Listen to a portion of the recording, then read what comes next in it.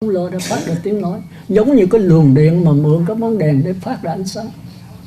Thì cái tư tưởng không phải là cái óc, mà là cái dụng của cái linh hồn. Cái dụng của linh hồn có một thôi mà cái dụng nó nhiều. Ở qua mắt thì cho thấy, qua tai cho nghe, tôi nói hồi nãy đó. Đó thì bây giờ tư tưởng mới trả lời. Thì cái trong moi đó là ý chí, tức là cái nghiệp, chúng ta kêu là cái nghiệp đắn đo lựa chọn cái nào tốt mới đưa cho tư tưởng. Tư tưởng bắt đầu mới phê phán cái này phải, cái này quấy ở sử dĩ chai nước khoáng này tôi thích, là tôi nghe báo đăng nói với Vĩnh Hảo với cái gì đó 3-4 thứ Ecopress gì đó của hãng Coca-Cola gì đó, thì nó đủ tiêu chuẩn, uống vô nó bổ nó khỏe. Còn tất cả nước khoáng cát là có cái nó lấy nước mưa hoặc là nước con tên nó phóng tia cực tím gì vô đó, uống đau bụng chết luôn. Là lại khái như vậy. Thì cái này là nhờ đọc báo văn hóa Phật giáo hay là báo Giác Ngộ hay báo Hải đó. Sau khi mà bác sĩ mấy ông nhà nước đi kiểm chứng nó thì cho kết quả như vậy. Mà do cái đó chứa trong ai lại giá cũng tốt. Nó đại khái là như vậy. Từ ở trong do mặt na ý chí nó moi trong linh hồn cung cấp cho tư tưởng. Tư tưởng mới dễ dời. Rồi cái ý chí mới sai năm thức quyết định. Khi Phật tử đi mua phải lựa cái này, thì cái thân đi, cái miệng kêu mà thân đi là thân nghiệp, mà miệng nói là miệng nghiệp. Mà tất cả nghiệp này là do ý chí sai khiến. Thành ra cuối cùng có cái ý chí là chánh. Mà ý chí sở dĩ sai khiến là do tư tưởng. Chúng ta phải hiểu cái chỗ đó. Thành ra cái tiến trình của cuộc sống chúng ta phải qua 5 giai đoạn. Con mắt tiếp xúc sự vật có cái nhìn, chưa có cái biết. Rồi dây thần kinh rung động mới có cảm giác dễ chịu, khó chịu. Chưa có cái biết mà chưa có phân biệt.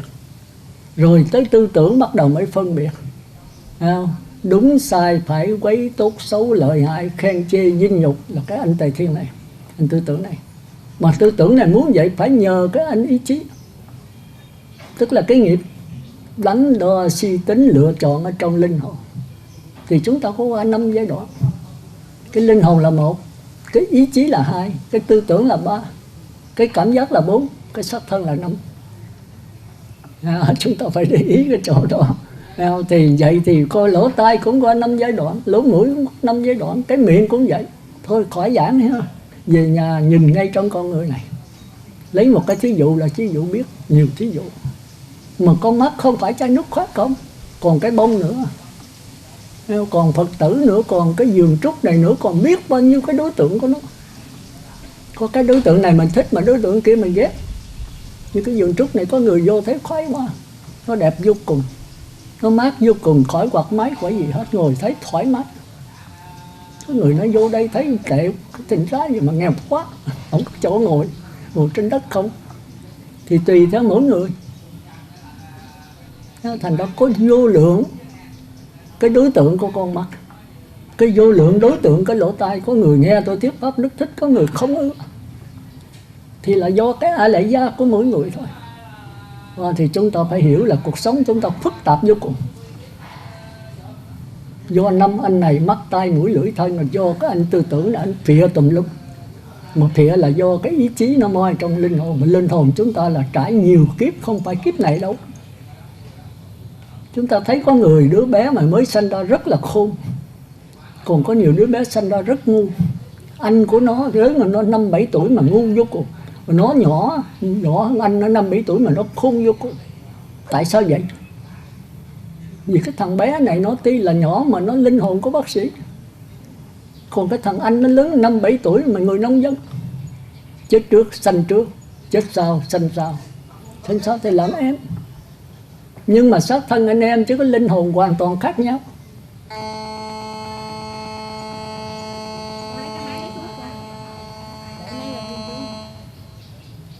Mà cái linh hồn khác nhau là do gì? Do nhiều kiếp. Quá khứ đã tạo thì hiện tại phải hưởng. Thì hiện tại nằm giả nữa thì chết. Thì hiện tại phải cải sửa. Thì tương lai sẽ sáng tỏ. Mà hiện tại cải sửa thì hiện tại cũng có thể sáng tỏ như thừa. Thành ra quý vị đừng có bỏ hiện tại. Đừng có bỏ hiện tại. Nhưng vậy thì sau khi chết quý vị còn lại cái gì? Thì chúng ta thấy rõ ràng rồi. Mắt, tai, mũi, lưỡi chết hết. Thì cái nhìn, cái đối tượng của sắc vượng gián đoạn. Tôi nói gián đoạn chứ không phải mất nào, nó qua với cái khác. Thịt xương da trả về đất, đất nó sẽ làm rễ, làm phân cho cỏ cây, heo, làm cho cái xác thân khác. Nó phải vậy thôi. Rồi cái cảm giác nương vào dây thần kinh cũng đứt luôn. Cảm giác gián đoạn, cái thọ vững cũng gián đoạn.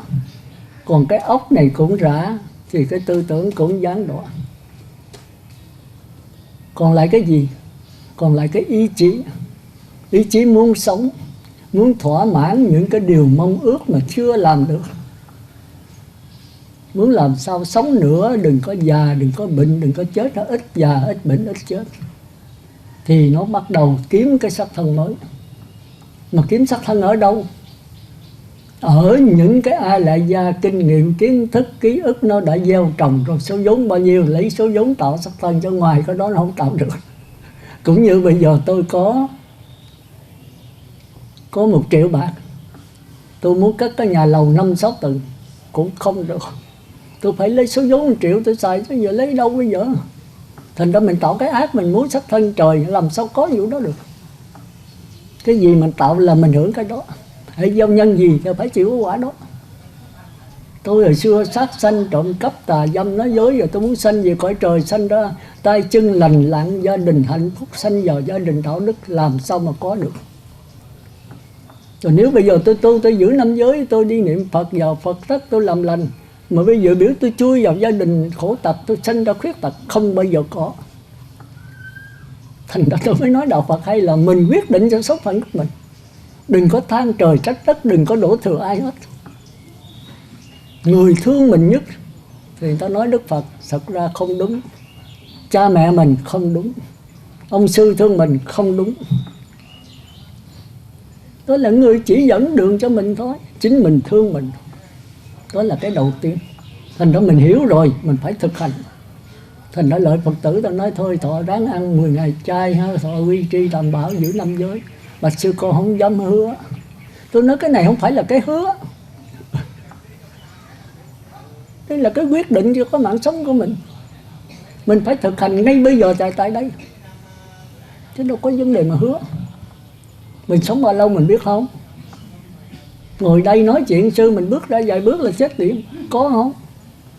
Bây giờ đủ thứ, tai biến, nhồi máu, cơ tim, đột quỵ gì đó làm liền tại chỗ. Nó biết đúng rồi, nó phải thực hành ngay. Đâu có ai bắt buộc mình mà hứa. Khi mà tôi nói cái đó là cái hầm trong nha, đừng có bước tới lọt á. Còn không dám hứa để con tránh nó. Đâu có vấn đề mà hứa, thì phải tránh ngay lập tức. Bước tới vài bước nữa là xuống cái hầm trong, là đâm mình, bấy mình hết. Thì bây giờ cuộc đời là khổ. Mình thấy khổ là rõ ràng cái khổ. Bây giờ phải thực hành con đường thiện. Cái hầm trong trước mắt mình đây mà, địa ngục, ngạ quỷ, súc sanh mà nó con không dám hứa. Để con từ từ con đi con đường thiện. Bước vài bước nữa là không còn hứa gì nữa hết. Khi mà cái con ngạ quỷ súc sanh Atula lấy cái chĩa ba nó soi cái lưng mình, nói thẳng thẳng từ từ á, tôi đã hứa dân sư thẳng thẳng tôi tọa 5 giới, tôi ăn chay. Nó chừng đó đi cãi giả với nó. Chúng ta phải hiểu. Mà cái đó là ai dạy mình? Để tôi về hỏi cha mẹ, hỏi thầy tôi, không có hỏi ai, hỏi mình. Khi mình đau khổ ai thay thế mình? Ông Phật thay thế mình được không? Cha mẹ thay thế mình được không? Không. Sự đau khổ, đau đớn mình phải chịu lấy. Và đó chúng ta phải quyết định cho số phận mình. Quyết định cho số phận của mình. Đó là phần thứ 2. Và tôi nói về cái tiến trình của 5 quận. Bây giờ phần thứ 3 thì dễ thôi, tôi đã nói rồi. Bây giờ mình sống như thế nào? Mình vun tập những cái chủng tử học giống gì, kinh nghiệm, kiến thức gì không mất đâu, vậy đừng có lo. Trừ khi mình làm ác thì nó mất. Cái chủng tử ác vô nó tiêu diệt chủng tử kinh nghiệm, kiến thức, bởi vì đó là chủng tử thiện. Còn nếu mình người thiện nó vẫn còn. Chứ vậy thì những chủng tử này sẽ trổ những cái xác thân mới nhờ cái số vốn này. Thì mình sanh ra được lành lặn, đủ căn lành, con người hạnh phúc, tốt đẹp và sanh vào gia đình giàu có và gia đình đạo đức. chứ không có sự may rủi. Cuộc đời không có sự may rủi, cuộc đời là nhân quả. Thành ra nó định mệnh, ông trời quyết định tôi tới Phật tử vậy, tôi đi bác đó. Rồi hỏi bây giờ cô khổ, nói khổ quá sư ơi, mà cái đó là định mạng của con, trời đã định rồi con chịu thôi. Nói trời nào mà định, cô định chứ đâu có trời nào mà định. Bây giờ nếu có định mạng là kiếp trước mình đã làm, mấy giờ mình có quyền cải sửa, giải gì ngồi đó mà khóc. Thì tôi đã nói là rất nhiều rồi. Thành ra quý vị cải sửa, mà chừng nào mới cải sửa sư? Ngay bây giờ và tại đây, chứ không có chừng nào hết trơn. Thì tôi năn nỉ Phật tử phải suy nghĩ cho kỹ, mình quyết định cho số phận mình. Thành ra đạo Phật không hề bắt buộc ai, nhưng mà giải thích rất rõ ràng cho mọi người. Rồi hai người phải quyết định trách nhiệm lấy cái số phận lang thang vô lượng kiếp của mình. Mình phải biết cái đó đạo Phật kêu là ý chí. Nhưng mà con không có ý chí rồi làm sao sư? Thì qua phần thứ tư luyện cái ý chí. Luyện cái ý chí.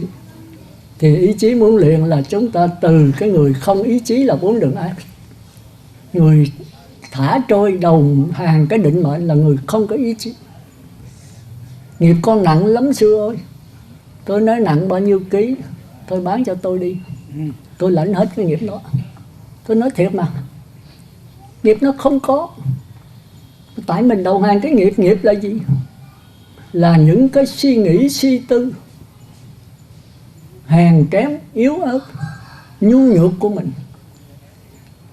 Mà suy nghĩ suy tư là kiếp trước mình không có tu. Cái hiểu biết mình về cuộc đời là quá kém. Bây giờ muốn hiểu biết rõ ràng phải làm sao?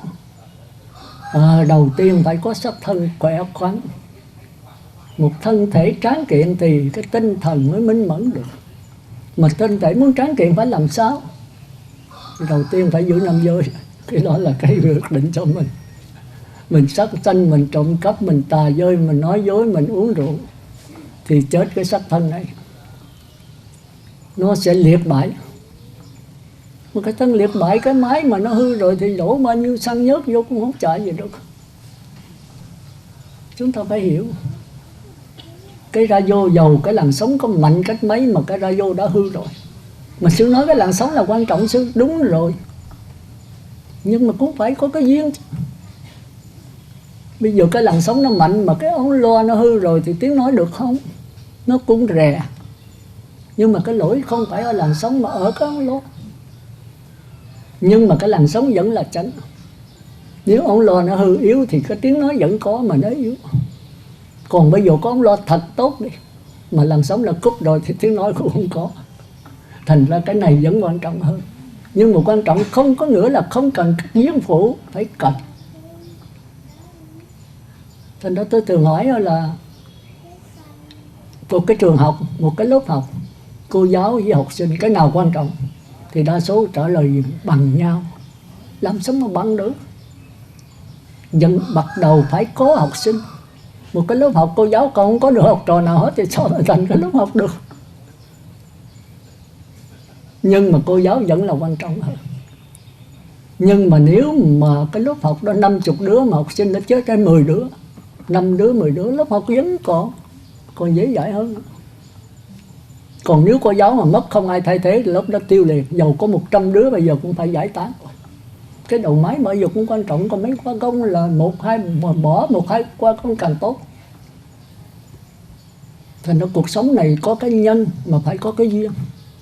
Nhưng mà cái duyên không phải là không cần. Một ông vua mà không có quan hiền lành, trung thần thì cái nước này cũng tiêu thôi.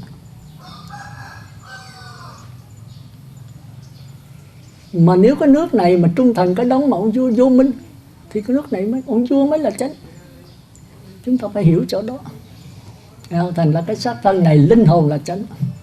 Nhưng mà nếu cái xác thân ù kệch mà bệnh hoạn hoài thì cái linh hồn không có phát hiện được, không có phát triển được. Thành ra đầu tiên là người Phật tử phải giữ năm giới. Rồi bắt đầu mới niệm Phật cho cái linh hồn nó tập trung vào cái đối tượng cho nó sáng tỏ. Mà cái giới khó khăn nhất của người cư sĩ á, người xuất gia thì khác. Người xuất gia lấy cái sắc đẹp làm quan trọng. Sắc tài danh lợi, người cư sĩ thì lấy cái tài làm quan trọng, tức là vấn đề sắc sanh là vấn đề khó khăn nhất đối với người cư sĩ, nhất là người nam. Tôi nói thẳng, nam thì nhậu dữ lắm, còn người nữ đàn bà tôi ít thấy nhậu, có ngang nó bây giờ cũng có nhậu đấy, nhưng mà rất là ít. Người nữ mà nhậu là coi kỳ lắm, có ít có ai ghiền. Hút thuốc cũng vậy, người nam là hạng nhất, nữ bây giờ nghe nói cũng có hút thuốc đấy, tôi nghe nói thôi chứ tôi không thấy. Mà cái này có thì cũng ít thôi. Thành ra cái vấn đề sát sanh là người nam nặng nhất. Người nữ cũng sát nhưng mà người nữ làm, chứ còn ăn thì cũng ít. Rồi bò bẫy nón bê thui gì đó, rồi thịt cầy gì đó là tôi thấy nhất là con đường, cái con đường mà kêu bằng đường Phú Gia gì đó, chỗ đó là thôi ăn uống quá trời. Tôi đi Bát Ngang tôi thấy cày tơ dắt cái chéo gì đó để mà đêm mà bê thui. Mà chúng ta không nghĩ tới sự đau khổ của nó, không nghĩ tới sự đau khổ của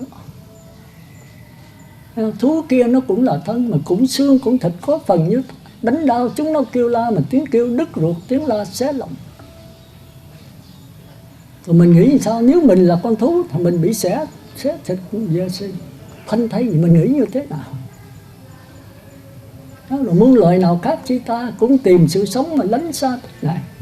Có cha mẹ, có họ hàng, kết bè sinh hoạt mà hiệp đoàn siêng năng. Ta đừng giết nó mà ăn, cũng đừng bắt nó trói trăng giam cầm. Bảy câu trước độc mưu ngầm làm cho chúng nó âm thầm khổ đau. Lạc bầy vấn giác xông xa, lại e cái nạn thớt giao hầu rồi. Mình cũng thân thì nó cũng thân, mà thương mình mà giết nó thì trái trấn công bằng. Nếu lâm mình cảnh ấy khổ chăng? Ví như có kẻ bắt phân chúng mình, thì mẹ cha cô bác làm sao thảm tình. Xót thương đã lắm bất bình xiết bóp. Ruột rà ai cắt chẳng đau, mà tình thương ai dứt mà chẳng đau gan dạ. Chúng ta phải hiểu cái chỗ đó. Và là người xưa là họ không bao giờ mà giết loài thú. Dân kỳ thinh bất nhẫn thật kỳ nhục, nghe tiếng kêu không nỡ ăn nó. Thành ra người quân tử là thường xa cái nhà bếp. Thành ra người tu xuất gia đó, như sư trưởng đề hay là Phật ngày xưa là chùa không lửa khói, vì nhà bếp nhóc hết. Thì chúng ta thấy cuộc đời nó xuống tới cùng. Nói đây là tôi không có đãi Phật tử, đến là Phật tử muốn ăn thì ra quán con trai, hoặc là chỉ đổ mượn cái nhà bếp không, muốn nấu nướng gì đó làm. Còn tổ chức ăn uống là tôi không có tổ chức. Phật tử lợi đãi quý sư thì đãi, cho tôi không có đãi Phật tử. Phật tử cúng dường tôi vật chất, tôi cúng dường Phật tử pháp lý. Pháp lý là nó quan trọng gấp mấy tỷ lần cái vật chất. Pháp lý làm cho quý vị bất sanh bất diệt, sống đời đời kiếp kiếp. Còn cái vật chất lo cho tân kiếp này thôi, mà không khéo là lợi xa đọa nữa. Nếu quý vị đãi tôi đồ ngon hay là lén lút cho tôi ăn đồ mặn. Bây giờ các nơi lấy Tây còn có không uống rượu nhưng mà uống bia. Bạch sứ bia đâu có phải là rượu sư. Tôi nói trời đất, lý luận đủ hết trơn. Tôi hỏi giờ bia không phải rượu, nó uống nó sai không? Thì cái cô ngồi gần nó bò càng cho không sai. Thì cái tránh là tránh cái sai. Bất cứ cái gì sai là phạm giới thôi. Sai thì sao? Mất trí. Mà đạo Phật là đạo của trí tuệ. Mất trí là một con người điên. Tôi nói là hơi nặng cho thật sự như vậy. Khi mình sai rồi sao? Sát sanh, trộm cắp, tà dâm, nói dối làm hết.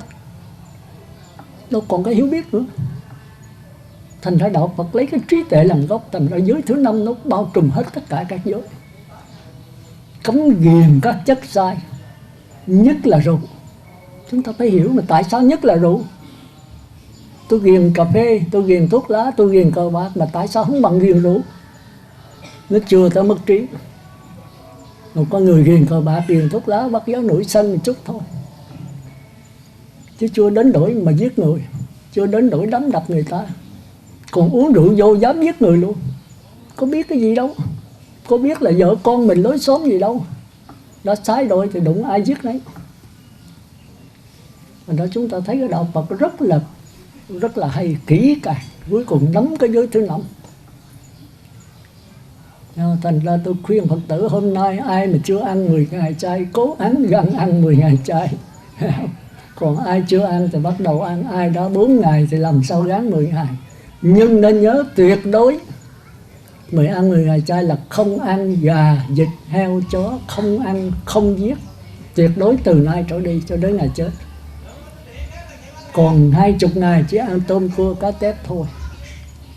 Phật tử phải hiểu chỗ đó. Nhưng Phật biết cái tánh lười biếng của mình, thành ra Ngài tài lắm. Thì mình hay bị tại vì bởi bạch sư con đi làm việc ăn ở hãng, con ăn đụng đâu ăn đó. Nó nói được, ăn đụng cũng được, nhưng phải tháng đủ 10 ngày thôi. Thì bữa nào mà không có phương tiện thì cứ ăn mặn. Thì có 10 ngày, 30 ngày, 10 ngày. Những ngày nào có phương tiện không có làm việc ở về ăn nhà thì phải ráng ăn chay. Có 2 cách ăn cách khoảng. Thì quý vị biết đó, 14 rằm 23, 24, 18 gì đó, 27, 28, 29, 30 tháng thiếu 27. Không được cái đó thì làm sao đủ 10 ngày thôi trong tháng. Đây là cách thứ 2. Hết chỗ chạy. Hết bị tại gì bởi gì hết. Đức Phật Ngài biết tánh lười biếng của chúng sanh. Hẹn nay hẹn mai, rồi hãy có tai nạn tới Phật ơi cứu con. Phật nào mà cứu? Chỉ có mình cứu mình chứ không có Phật nào cứu. Mình cứu bằng cái gì? Cứu bằng giới luật. Mình không sát sanh, không trộm cắp, công an nào bắt mình được. Mình làm tròn bổn phận người công dân, bổn phận người cha, người vợ, người chồng, người cha, người con. Thì làm cái gì ai mà phạm thích mình? Thì có đó ai cứu mình? Giới luật. Giờ phải nhớ chỗ đó. Thành ra tôi thường tôi giữ giới là chỗ đó. Bây giờ phải hiểu cái chỗ đó. Mà giới lực là do ở đâu? Do ở cái tâm. Do ở cái tâm, quý vị còn phải hiểu chỗ đó. Cái tâm nó sai, cái thân làm việc ác. Bây giờ tôi mở miệng tôi ăn thịt cá, tôi đổ thừa cái miệng, sai, không có đúng. Tôi đi trộm vàng, trộm tiền người ta, tôi khoái tiền, khoái bạc, thì cái tay này đi lấy, chứ cái tâm đâu có lấy. Nhưng mà cái gì sai cái tay lấy, cái gì sai cái miệng ăn mặn, là cái tâm. Vì tôi nói nãy là tất cả mắt, tai, mũi, lưỡi mình là cái tay sai của linh hồn. Tại sao mình không tu trên linh hồn mà tu trên cái tay? Dễ hiểu, bạch sư, tôi khó nhận cái linh hồn lắm. Bây giờ tôi nhận cái xác thân trước, tôi điều khiển nó để rồi tôi mới nhận cái linh hồn dễ dàng. Đó là người biết tu. Một người A-la-hán, họ không còn tham tiền nữa. Họ nắm tiền, nắm vàng, nắm đô la, họ không nhiễm. Tôi phàm phu, tôi nhiễm tuốt lút, thì ngay bây giờ tôi xuống địa ngục. Nhưng bây giờ tôi xa lánh vàng, lánh tiền, bán bạc, thì tôi muốn nhiễm lấy cái gì nhiễm? Tôi không có các bạc, không có đồng xu dính túi. Bây giờ tôi ham vàng, ham bạc, ham đô la mà tôi không có các bạc nào hết, thì làm sao tôi tham được? Thì cái kết quả tôi và A-la-hán giống nhau, giống nhưng mà khác xa. Là A-la-hán cầm tiền bạc vàng mà vẫn trong sạch, mà tôi lánh xa dính tiền bạc thì tôi trong sạch. Thì cái trong sạch giống nhau. Hai cái lu nước, một cái lu A-la-hán là không còn cản cáo, lọc hết cản cáo rồi. Còn cái lu của tôi là cái lu có cản cáo, nhưng mà tôi lóng phèn rồi cái cản cáo nằm ở dưới. Thì cái trong của tôi với cái trong của lu A-la-hán nó giống hệt, nhưng mà giống mà không giống. Quý vị phải hiểu cho đó. Nhưng mà trước tiên muốn tu tôi phải lánh cản cáo. Tôi biết tôi là phàm phu, tôi phải lánh xa tiền bạc vàng, lánh sanh là người đẹp, tôi phải lánh. Còn với A-la-hán trước, người đẹp trước, vàng bạc họ không có nhiễm. Họ nằm nắm cả đống, nhưng mà muốn quậy gì quậy, cái lưu nó đã lặn lọc hết cản cáo rồi, quậy gì quậy nó vẫn trong. Rồi của tôi đừng có đụng tới, đụng là tương trao đổ đùm lum. Đụng tới là cản cáo nó nổi đục ngầu cái lưu. Còn với A-la-hán giờ quậy gì quậy, họ không có cản mà quậy làm sao nó đục được. Mà tôi đụng tới một chút xíu là nó đục rồi đó. Đụng nhiều nữa là nó đang thui luôn. Quý vị phải rước quý vị bây giờ là cái lưu, cái linh hồn quý vị là linh hồn cẳng cáo nhóc hết. Tôi cũng vậy thôi. Nhưng mà tôi hơn quý vị lại là cái gì? Giờ tôi có lóng phèn, quý vị không lóng, vì tạ cửa thôi. Thành ra cái lưu của quý vị tối mò, còn cái lưu tôi thì sáng hơn. Sư là A La Hán, láng mốc xì, cẳng cáo còn nhóc ở dưới đó. Quý vị đụng tới coi, đụng tới là tương trao tùm lum á. Tôi nói rồi, thành ra tôi đâu có đắc. Nhưng mà tôi biết tôi hơn quý vị ở cái giới luật. Tôi sống trong cảnh thanh tịnh, tôi không tiền, không bạc, không nhà, không cửa, không vợ, không con, biết tôi nhiễm cái gì. Nhưng mà chưa đâu, chưa có thật sự. Chừng nào mà tôi lóng hết cạn cáo rồi tôi ra, tôi sống với tiền bạc vàng tôi nắm mà tôi không nhiễm, cái này mới thật sự là đạo Phật. Hiểu không? Phải vậy không? Thành ra mỗi người phải trở về với mình, đừng có đặt niềm tin ở tôi, mà trở lại coi mình á, mình mới là quan trọng. Thí dụ tôi có đắc quả, quý vị được cái gì? Quý vị vẫn là phàm thú đó. Ví dụ nói sư có đắc quả, tôi con nương vào sư. Nương để làm cái gì? Để rồi tôi nhận nước hả? Để rồi tôi tu thế hả? Tôi tự nói là sư gì cực lạc, con kéo cái áo, cái chéo áo sư. Tôi tống cho một đạp chỗ đó mà kéo cho áo. Kéo để làm cái gì? Tôi tu thế hả? Ví dụ đói bụng nói sư ăn dùng con luôn. Nếu tôi ăn được là ví dụ khỏi tu. Ông Phật còn không làm được rồi có nói tu. Thành ra mỗi người phải trở về hai cách, coi mình là cái lưu còn cản cáo hay không. Nếu mà còn cản cáo thì hãy lóng phèn. Lóng phèn là gì? Là tu pháp đối trị, giữ giới, năm giới, không sát sanh, không trộm cắp, không tà dâm, là lóng phèn. Đó là mới lóng cái hình tướng bên ngoài, còn phải lóng cái tâm ở trong nữa. Đè nén, chỉ niệm Phật đếm từ 1 tới 10 niệm Phật, khỏi đếm đè nó xuống. Khỏi cần niệm Phật nữa, nó thuần rồi. Nhưng mà chưa phải đạo Phật đâu, chưa có trong đâu. Còn phải quán các pháp là vô thường, vô ngã, khổ đau. Tu vậy là được cái phước báo, sanh vào hạnh phúc. Nhưng mà phải biết hạnh phúc là hạnh phúc của cái xiềng vàng, chưa phải là thiệt đâu. Rồi sao? Là không cần pháp môn nữa. Từ cái xiềng vàng này con nhận lại tất cả xiềng sắt, xiềng cây, xiềng vàng gì cũng đều là xiềng hết. Nhưng mà đều phát hiện từ cái bản chất không có hình tướng. Chỉ có người thông minh tới giai đoạn này mới nhận được. Tất cả xiềng vàng, xiềng cây tuy là hình tướng nó khác, nhưng mà nó đều phát hiện từ một cái linh hồn giống như nhau. Cái linh hồn mới thật sự. Mà chỉ có người thông minh tới giai đoạn này giữ 5 giới, 8 giới là niệm Phật đếm từ 1 tới 10 niệm Phật, khỏi đếm khỏi cần niệm Phật, người này mới đủ điều kiện để nhận lại. Còn không đừng có trông mong. Thế nói gì phải đi từ thấp tới cao.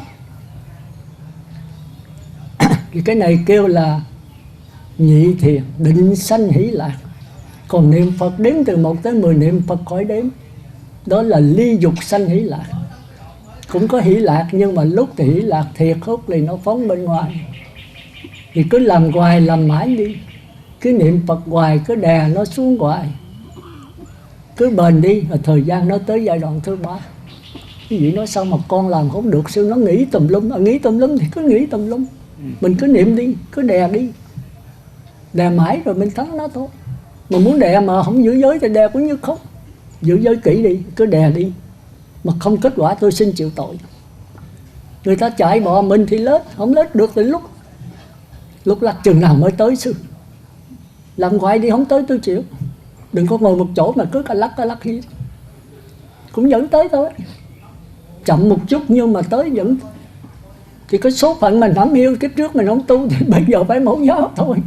Nói con bây giờ mẫu giáo con chán rồi, thôi con không học luôn. Thì 100 kiếp sau cũng mẫu giáo. Thành nói đối đạo Phật ai cũng tu được hết. Không có chê người nghèo, không có chê người giàu, không có chê người tàn tật hay là thiếu căn, người nào cũng tu được hết. Nhưng mà đòi hỏi có một sự bền, tinh tấn. Làm sao bền sư? Cái này hỏi câu này là nó quá tệ rồi. Làm sao bền? Thì con té 100 lần, con người vậy 101 lần được không? Hay là con nằm dạ luôn? Thì nó tùy ở mình thôi. Thành ra đạo Phật rất là hay, tôi rất phục đạo Phật. Chỉ đòi hỏi người tu có một cái chữ bền, còn sắc thân hoàn cảnh không thành vấn đề. Mình đã tạo kiếp trước, bây giờ phải hiểu. Nhưng mà tôi không đồng ý, tôi phải cải sửa. Tôi không có cho là định mãn. Không có ông trời nào quyết định tôi hết. Không có Đức Chúa, không có ông địa ngục Diêm Dương nào quyết định tôi hết. Xử tôi thì tôi quyết định tôi tiến lên. Thì các ngài phải tha. Hay là quá án mà tôi phải dục đó. Thì đó là cái phần thứ 3. Tức là quý vị phải giữ 5 giới cho kỹ. Mà giới thứ nhất là vấn đề ăn chay, rất là khó thực hành. Thì quý vị mới suy nghĩ tới cái sự đau khổ của tất cả loài thú. Và nếu mình ở trong đó, cha mẹ mình trong đó, mình sẽ xử sự làm sao? Thành ra muốn làm cho người khác đừng đau khổ, thì mình không đau khổ, người khác không đau khổ. Làm người khác đau khổ, mình làm sao sung sướng được? Thành ra quý vị thấy rõ rồi, nhất định phải ăn chay. Mà nếu quyết định ăn chay trường là quý nhất. Như tôi hồi xưa là tôi không ăn chay kỳ. Tôi thấy cái đau khổ rồi tôi nhất định ăn chay trường. Tôi không qua ngày chay kỳ nào hết trơn. 30 ngày ăn mặn, 30 ngày ăn chay liền. Cái ý chí mình phải mạnh như vậy. Thì tôi biết là kiếp trước tôi có tu. Thành ra tôi năn nỉ quý vị ăn chưa được thì tập ăn 4 ngày, rồi 6 ngày, 8 ngày, tự mình phải lên. Và lần lần qua chay trường, có ai ý chí mạnh đi thẳng vào chay trường. Còn ý chí vừa vừa thì ăn 10 ngày. Còn kém nữa thì 2 ngày, 4 ngày, 6 ngày. Đừng có nằm ở đó hoài. Nó còn kém quá tôi có ăn 2 ngày thôi. Được. Nhưng mà 2-3 bữa, 1 ngày tháng vậy đâu, phải lên 4 ngày. Mình cứ suy gẫm cái sự đau khổ của chúng sanh. Một phát lòng từ. Suy gẫm cái sự đau khổ của chúng sanh mà phát lòng bi. Lòng từ là không muốn giết. Lòng bi là tìm cách thả nó. Hai cái này là khác nhau. Từ là đem lại sự an vui, không giết hại chúng sanh. Bi là không giết hại mà còn cứu độ nó nữa. Thành ra giới thứ nhất là không sát sanh mà còn phải phóng sanh. Không sát sanh là từ, mà phóng sanh là bi. Đạo Phật phải hai đủ cái đó. Lòng từ là đại thế chí, lòng bi là bán thông. Cái từ bi là có cái tình thương, cái lòng từ là có cái hiểu biết. Hiểu biết cái sự đau khổ mình, đau khổ của nó, mình không đành giết nó.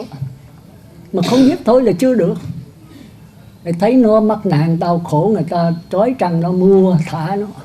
Cái này là lòng bi. Từ là cứu khổ, bi tù là làm an lạc, bi là cứu khổ. Người Phật tử phải có đủ cái đó. Đó thì tôi đang nghĩ thôi, thì tôi giảng về giới thứ nhất thôi. Còn bây giờ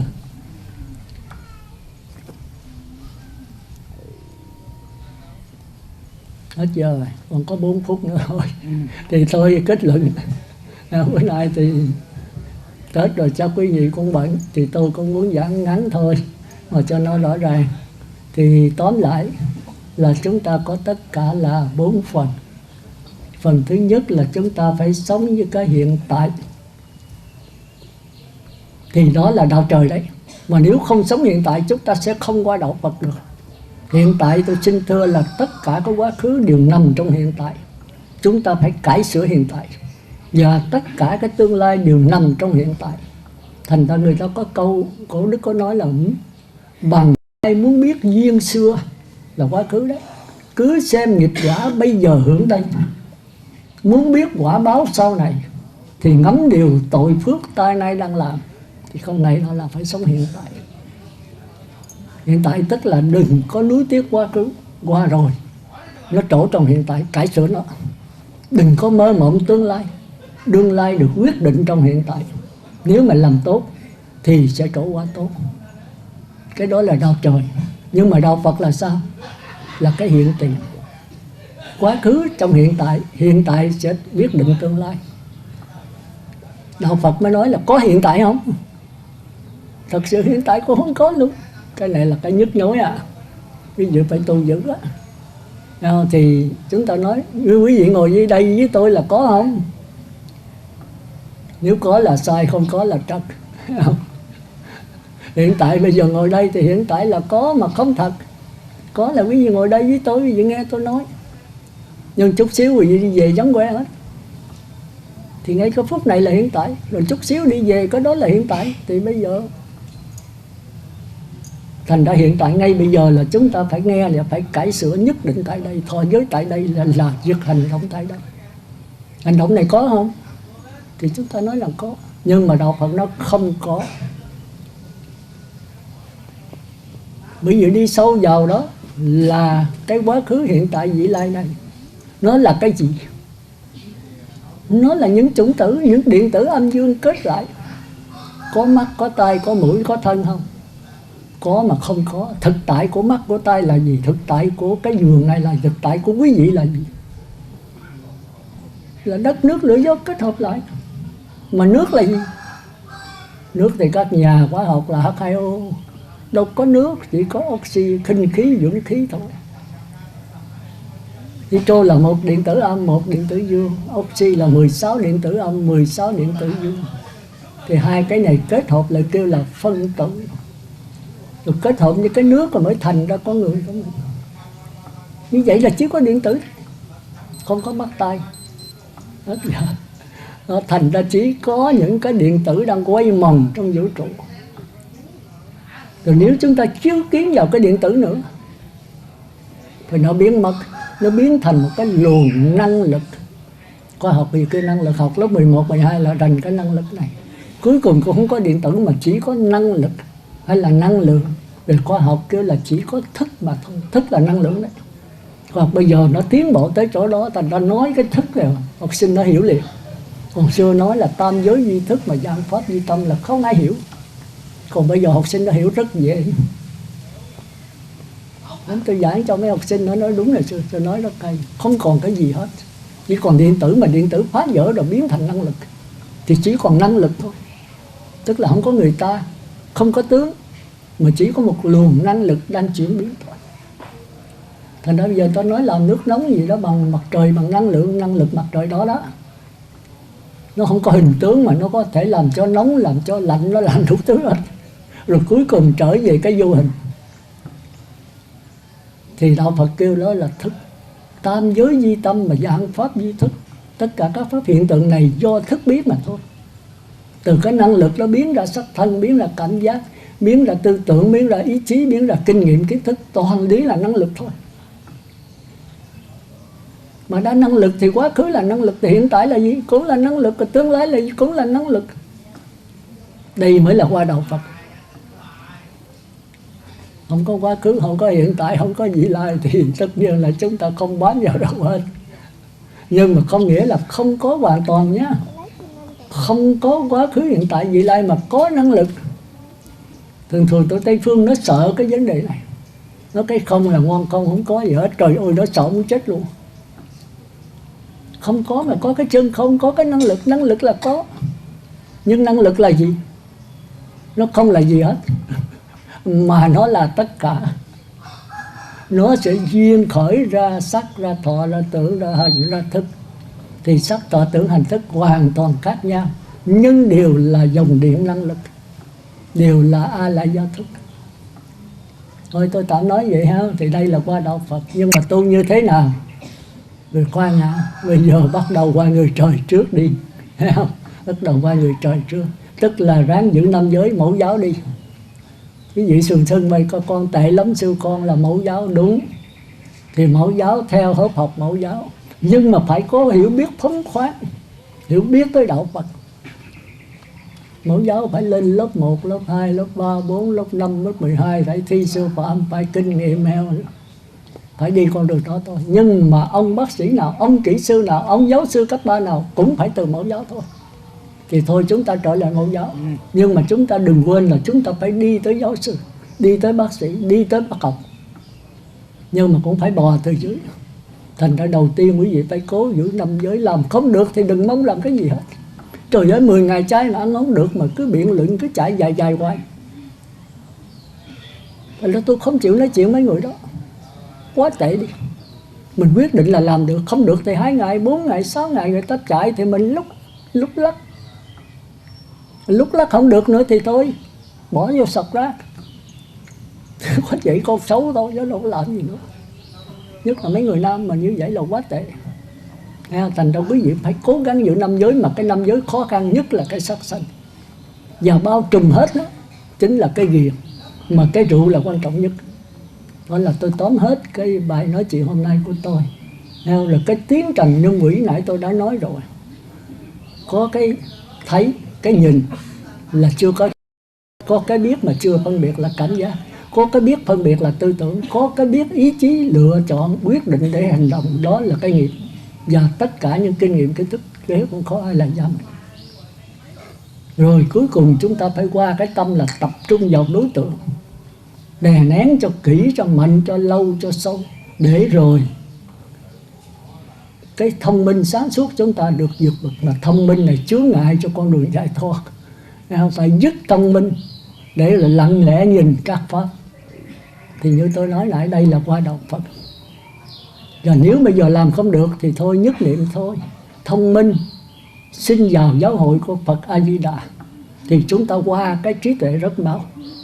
Vậy trước khi dứt lời, tôi xin đọc cái bài kệ để tóm cái bài giảng của tôi, để rồi chúng ta chấm dứt cái buổi nói chuyện hôm nay.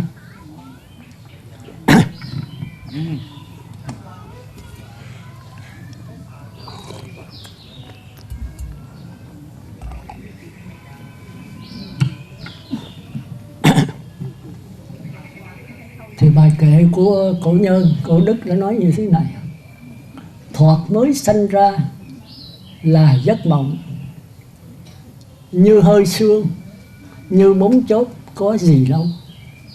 Người mộng trước, kẻ mộng sau, đây mộng trống, đó mộng lâu, đều mộng cả. Ngồi tử gẫm khắp trong thiên hạ, ai mà không thịt rã dưới xương tay. Cụ Bành kia là Bành Tổ đó, cụ Bành kia mộng 800 năm. Chàng thương nọ, tức là chàng đi thi đó, mộng năm ba cự. Kẻ bần tiện ấy là mộng dữ. Người vinh hoa giống như mấy vị đó, mộng tốt lành. Thoạt nghĩ lại rồi nay mới giật mình, mới biết phù sinh là mộng ảo.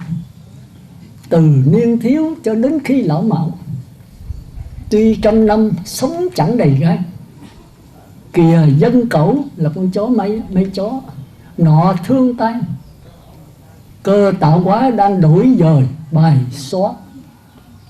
Bài ra rồi xóa mất liền. Cơ tạo hóa thực hư, hư thực. Cuộc sống chúng ta là thực hay là hư? Thực hư là hư thực. Mảnh hình hài không có không. Xác thân này có hay không? Có rồi không, không rồi có. Mảnh hình hài không có không. Nay liệt cường các nước giao công, thế giới vậy đang chiến tranh nhau, cũng tranh hùng trong giấc mộng. Rồi đến lúc bỏ gươm quăng súng, chẳng qua tuồng mộng ảo mà thôi. Trăm năm trước nào đã có tôi, trăm năm nữa tôi rồi chẳng có. Trước trăm năm quý vị có không?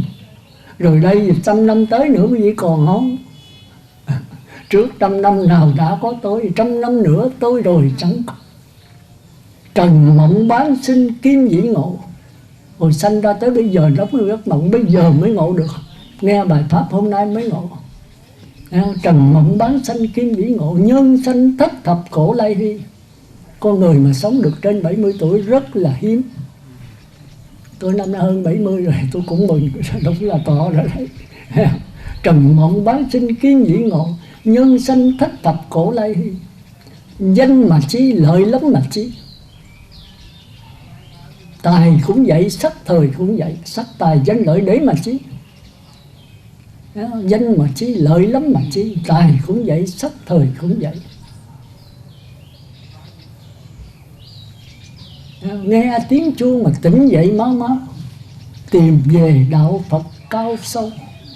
Thì hôm nay tôi đem đạo Phật cho quý vị thấy là nó rất là cao sâu. Đây là tôi nói đại khái thôi, còn đi tới đạo Phật là rất lâu. Bây giờ chúng ta qua cái đạo trời trước, mà chưa chắc quý vị làm được.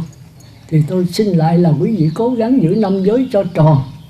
Niệm Phật đếm từ 1 tới 10, niệm Phật cõi đếm, nhờ thêm ban hộ niệm.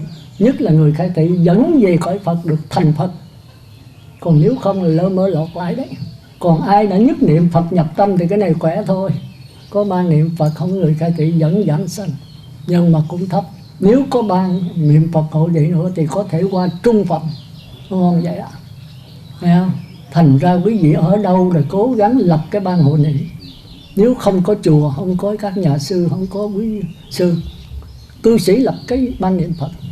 Một người giữ năm giới, một giới là 36 vị thần ủng hộ. Người giữ năm giới cho kỹ 180 vị thần. 10 người thì 1.800. Bởi chư thiên rất mến người niệm Phật. Khi mình niệm chư thiên nghe biết được, người ta có tha tâm thông à, ta xuống ta hồi niệm tiếp. Nhưng mà nhớ niệm Phật là đừng có ăn hành hạ tỏi nén, là chư thiên giả chạy dắt dò lên cổ đấy, nó hôi lắm. Ma quỷ nó sẽ xuống tiếp nó niệm cho mình. Nó niệm sát sanh trộm cắp tà dâm, nói người giả sanh không giả sanh đâu. Thành ra khó à, quý vị nói cử nha. Bây giờ tôi thấy cả những cái chùa mà còn ăn hè tỏi nén, nhất là Tết này, kiệu là không bỏ được đấy. Tôi thấy ở ngoài tôi cũng mê ăn nó, nhưng mà đạo Phật quá cao. Nó kiểu là đồ chay mà, xứ hành hẹ là đồ chay mà, nhưng mà sống nó thì sanh lòng dâm, mò chính thì sanh lòng dục, nó hôi tanh vô cùng. Quý vị nào cử rồi bây giờ hỏi hửi tỏi, hỏi hành coi nốt chóng mặt liền. Thành nó ăn vô tới sáng tới chiều nó có miệng còn hôi, cũng như hút thuốc vậy. Hút rồi là 2-3 bữa sau cũng vẫn còn hôi. Tôi mà người hút thuốc thanh niên là hồi hút thuốc đến nói chuyện rồi tôi biểu xích ra xa xa chút. Mình không từng hút, không được chịu, không có nổi. Mấy người uống rượu cũng vậy, lợi gần mình nó hôi chịu không nổi. Còn nếu mình đã là xỉn rồi thì cái đó rất thích, hợp với mình. Thì nữa mình chết mình sanh vào gia đình xỉn. Còn bây giờ mình chịu không nổi, mà ai mà giải rồi chui vô nó nữa. Thành ra nên tập ngay lúc sống, quyết định tất cả. Vậy trước khi dứt lời, một lần nữa tôi cũng là xin với tất cả Phật tử, thì Tết năm nay năm Tân Mão, năm mới, thì mình cũng phải mới. Mỗi người phải mới. Tức là chúng ta phải hiểu được cái đạo Phật. Chúng ta cố gắng giữ năm giới, không có hứa nữa. Nếu chưa thọ cố gắng về ăn chay thôi. Cái giới đầu tiên là cái sắc sanh.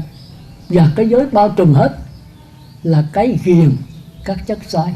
Mà nặng nhất là rượu, thì người nam phải cố gắng bỏ đó, phải dứt bỏ nó. Đó thì cuộc sống chúng ta mới an vui. Và chúng ta sẽ làm tròn bổn phận, trách nhiệm và nhiệm vụ của người công dân, của người cha, của người con, của người chồng, của người vợ. Ích lợi cho chính mình, cho gia đình mình, cho cái thành phố Trà Vinh và cái nước Việt Nam, và cho cả thế giới, và liên can tới tất cả vũ trụ. Con người chúng ta nó liên can tới vậy. Chúng ta phải biết cái quan trọng đó mà chúng ta cố gắng cuộc sống sao cho đẹp đẽ. Vậy trước khi dứt lời, một lần nữa tôi cũng cầu chúc cho Pháp hội của chúng ta cũng như toàn thể Pháp giới chúng sanh đều chống giảng sanh cực lạc và thành Phật đạo. Nam Mô A Di Đà Phật. Rồi, tính là giảng 1 tiếng rưỡi mà 1 tiếng 45 phút, kết luận cái 15 phút. Thì thôi giờ xong rồi đó. Bây giờ tới phần thứ hai là quý y tam bảo và thọ trì năm giới. Bữa nay được 6 vị. Cái thứ nhất là Đỗ Quốc Việt, 32 tuổi. Thứ hai là Đỗ Quốc An, 20 tuổi. Còn cái thứ ba là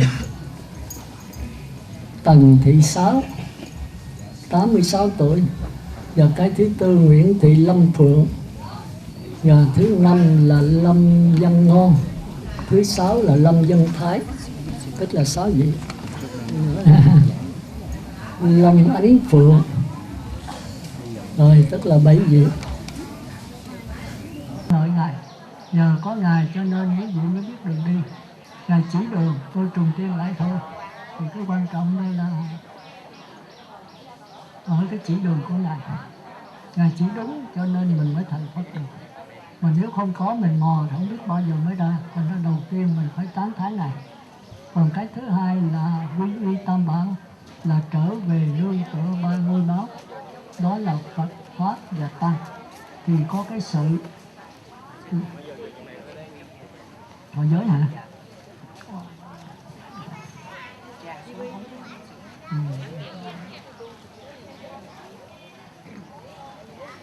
Tất cả 12 vị đấy. Thứ hai là chúng ta phải hiểu Phật Pháp và Tăng. Thì nó có sự và có lý. Sự là chỉ cho riêng một người thôi, còn lý là chỉ chung tất cả. Thì Phật đây là Phật, quý vị nhận được cái bất tử, quý vị bằng với Phật tất cả. Cái lý là chỉ chung, cái sự là có mình Phật nhận được thôi, mình chưa nhận đâu. Mà muốn nhận thì chắc phải dài dài đó, không những kiếp này mà chắc nhiều kiếp nữa. Mình thì cùng lắm là nhận 1/4 bất tử, 2/4, 3/4, tới 4/4 mới đắc La Hán thôi. Còn tùy hiện trở lại để cứu độ chúng sanh nữa mới thành Như Lai. Thì bây giờ cái bước đầu là phải mẫu giáo thôi. Phật là cái lời Ngài giảng về cuộc sống này, hiểu kịp phải không? Còn cái thứ ba không lo ăn mặc ở bệnh gì hết, tất cả Phật tử lo hết. Thành ra người xuất gia là dễ nhận nhất, thành ra đó mới là con Phật, con chánh con. Có gì đâu, cửa thiền là động mở, ai xuất gia cũng được hết. Nhưng mà phải giữ tới 10 giới, 250 giới. Ví dụ trong là không được. Ví dụ dám bỏ gia đình không? Ông trời sẽ bắt quá giữ giới, hưởng hạnh phúc, sung sướng, an nhàn, chứ không được cái hạnh phúc tuyệt đối.